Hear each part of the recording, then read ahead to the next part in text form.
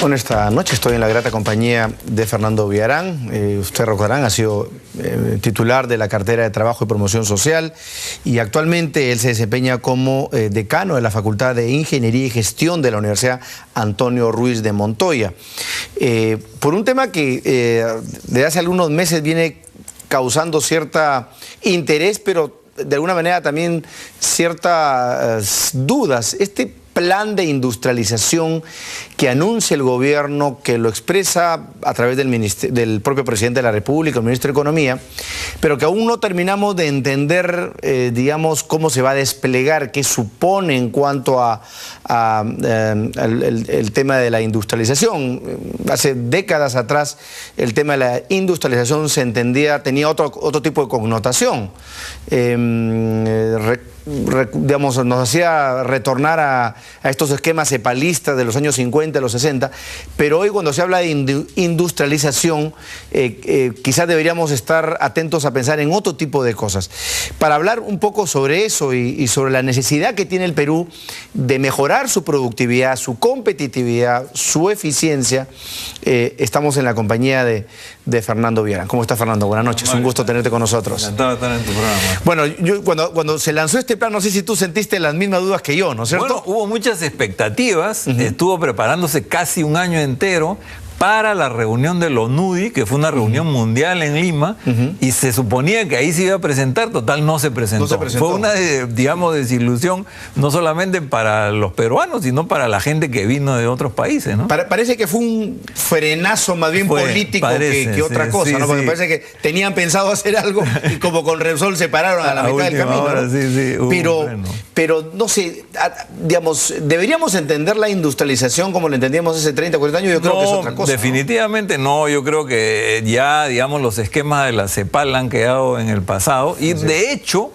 los otros países han aprendido de nuestros errores, porque por supuesto Corea del Sur, Taiwán, todos los asiáticos aprendieron bien la lección y dijeron vamos a industrializarnos pero hacia afuera y no hacia adentro. Entonces ahora, y nosotros también no podemos volver a esos esquemas, vamos a más bien a, digamos, copiar, ¿no es cierto?, y tomar los buenos ejemplos de los países asiáticos, y en este caso es valor agregado, mayor valor agregado, mejores empleos, empleos de mayor calidad, diversificar, digamos, la producción y las opciones, ¿no es cierto?, en un mundo que estamos viendo se está moviendo más complicado. Por un lado hay más competencia, pero por otro lado los países más desarrollados están reduciendo su crecimiento, entonces hay menos demanda. Entonces el mundo que nos tenemos que enfrentar en los próximos años es un poco más difícil al que nos ha tocado, digamos, ahora, ¿no? Siempre otra de las discusiones que hay, porque luego vamos a entrar un poco a saber de cuál es el punto de partida para hablar de un proceso de industrialización en el Perú,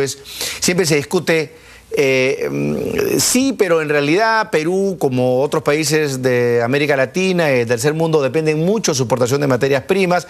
Somos, digamos, en nuestro caso, muy minero-dependientes, ¿no es cierto? Y otros dicen, bueno, hay que encontrar el debido equilibrio, ¿no es cierto?, entre nuestro modelo primario exportador, que aún lo tenemos, incorporando elementos de la economía del conocimiento. Digamos, tú eres partícipe de esa idea. Sí, yo creo que, digamos, sería absurdo hacer, digamos, plantearlo como una disyuntiva. O materias primas o industrialización. Tienen que ser los dos. O sea, y de hecho, yo creo que los ejemplos más relevantes para nosotros, más que los países asiáticos, son países que han avanzado hacia el valor agregado. Canadá, Australia, Sudáfrica, Finlandia, ¿no es cierto? Son países que han... siendo básicamente primarios exportadores, ¿no? Siguen siendo, o sea, Australia exporta cualquier cantidad de mineral, pero ya es un país industrializado. Eso de la maldición de los recursos naturales que algunas ONGs europeas nos quieren meter por los ojos, en realidad para países como nosotros, como tú has citado, es un cuento, ¿no? No, en realidad no es una cuestión dicotómica, digamos, ¿no es cierto?, sino es a sumar, añadir. Y entonces el Perú tiene que tener más opciones, digamos, ¿no? Sobre todo frente a un ambiente un poco más difícil que nos toca enfrentar. Y también tener en cuenta que la actividad industrial, la industria, es la actividad más innovadora, es la actividad que más se interrelaciona con el resto de sectores. De hecho, el sector minería le demanda equipos, maquinaria. A eso me refería, ¿no? Fernando, porque siempre se dice, no, nosotros exportamos nuestros recursos, pero el día de hoy yo, hasta donde tengo entendido, y participé en Perumín, el último Perumín, en otros anteriores, la cadena productiva de valor que genera la minería principalmente, pero también el sector de hidrocarburos, energía, la industria gasífera, incluso se está hablando de petroquímica, es inmensa, variada, genera múltiples empleos, demanda, es más, el día de hoy creo que la minería, me contaba el otro día Rómulo mucho, genera una demanda inmensa de conocimiento, de nuevo valor, que ya lo está generando ejemplos como el canadiense, el sudafricano, el australiano. No, de hecho, digamos, en el sector industrial hay algunas actividades productoras de equipos y maquinaria para minería. Y no solamente para el mercado nacional, sino ya se está exportando. Estamos hablando de exportación con contenido tecnológico. Correcto. Lo mismo para pesquería.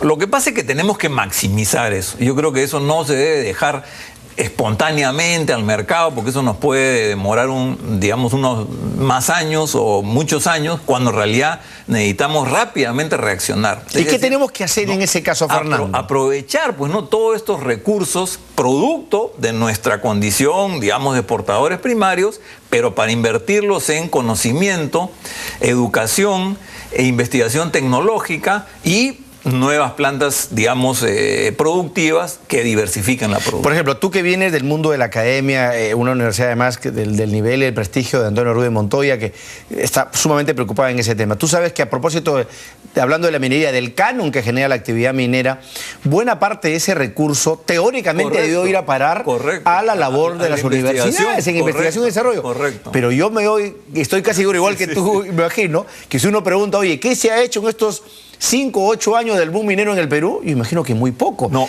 el Abad del Cusco, Fernando, que recibe una inmensa cantidad de dinero por el pueblo del tema del gas de Camisea, yo imagino, ¿dónde habrán metido la plata? Es un buen ejemplo, porque en realidad tienen los recursos de estas universidades, pero no los pueden utilizar. ¿Por qué? Porque no tienen los recursos humanos calificados para hacer los proyectos de investigación y desarrollo que digamos, utilicen esos fondos. Entonces, pero si tú le das todos esos fondos a la Universidad Católica, a la Cayetano Heredia, a la Pacífico, lo usan. Entonces, ¿te das cuenta? Entonces, lo que tenemos que hacer es invertir en esas universidades, en recursos humanos, ayudarlo a hacer alianza con las universidades de Lima y utilizar esos recursos. Pero yo digo, esto es un primer, digamos, esfuerzo, pero más allá de eso está, digamos, yo diría un esfuerzo también en el financiamiento.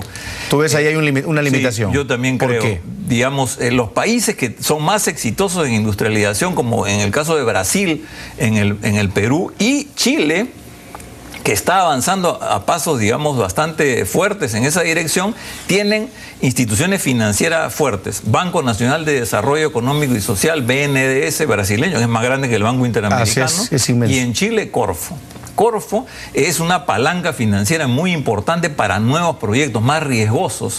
Digamos, siempre hay un riesgo en una nueva actividad y sobre todo si es con valor agregado, con más conocimiento. ¿Lo van a financiar los bancos privados, que son, digamos, más cuidadosos del riesgo, o necesitamos una banca como Cofide? De hecho, la tenemos, pero potenciado para hacer estos nuevos proyectos con más riesgo. Y yo creo que el Estado tiene que asumir su parte, digamos, ¿no? Y el otro lado, creo yo, no sé qué opinas tú, Fernando, está en el lado del recurso del capital humano, ¿no es cierto? Porque si uno no financia, si uno no le mete punche, financiamiento, horas, recursos a esto, estamos fritos. Vuelvo al tema minero porque los tengo muy cerca. Se quejan mucho de la falta de recurso humano adecuadamente capacitado, competitivo. Entonces, ¿qué está pasando? Los pocos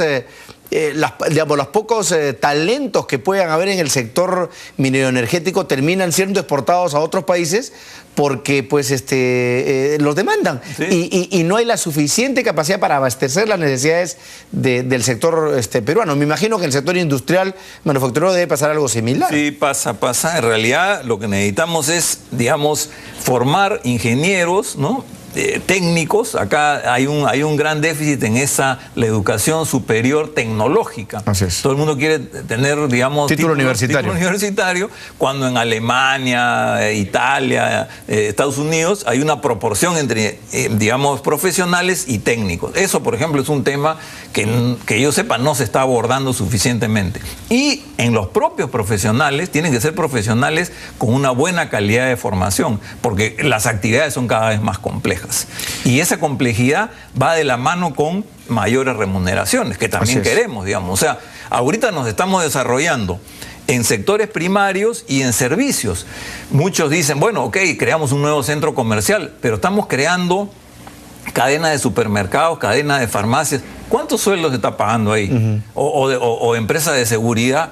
Son sueldos muy bajos. Aquí lo que queremos es buenos sueldos. Eso significa actividades complejas y por lo tanto actividades de valor agregado intensivas en conocimiento. Esa debe ser la apuesta del Perú para los próximos años, ¿no? Y empezando por las regiones, ¿no es cierto? Sobre todo donde ahora se fluye la mayor cantidad de recursos. Permíteme una breve pausa, Fernando, y seguimos conversando sobre estos retos para la competitividad y la industrialización del Perú. Ya volvemos.